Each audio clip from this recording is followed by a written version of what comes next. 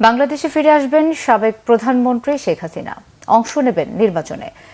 আমি হঠাৎ করে টপকে পড়ে নাই বঙ্গভবনে। বাংলাদেশে চলছে এক বিস্ফোরক পরিস্থিতি। রাষ্ট্রপতি শাহাবুদ্দিন এক চাঞ্চল্যকর বক্তব্য দিয়েছেন, যা নিয়ে দেশ জুড়ে চলছে তোলপাড় কাণ্ড। তিনি শেখ হাসিনাকে শীঘ্রই দেশে ফিরিয়ে আনবেন, কারণ শেখ হাসিনার বিরুদ্ধে কোনো নির্দিষ্ট প্রমাণ কারো হাতে নেই। ভাইরে ভাই, এই বক্তব্যের পর দেশে কি চলছে সেটা জানলে আপনার মাথা ঘুরে যাবে। হচ্ছে প্রধানমন্ত্রী শেখ হাসিনা যিনি ছিলেন অতীতে, তিনি এখনো প্রধানমন্ত্রী। কেন বলছি? সংবিধান অনুযায়ী যদি সংবিধান এক্সিস্ট করে মুন্নি। এই বক্তব্যের পরেই দেশে শুরু হয়েছে তুমুল উত্তেজনা।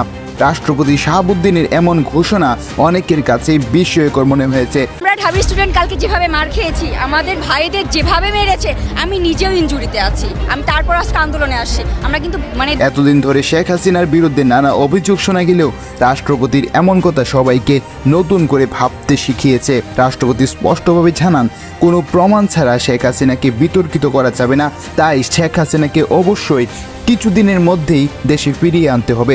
আমি মন্ত্রীকে বলেছি আমি এটা করতে পারি না, আমি উপদেষ্টাকে বলেছি আমি এটা করতে পারি না। আমি বলেছি I am the last man to do it. এতে শুধু আওয়ামী লীগের নেতাকর্মীরাই নয়, বিরোধী দলগুলো কৌতূহলী হয়ে উঠছে।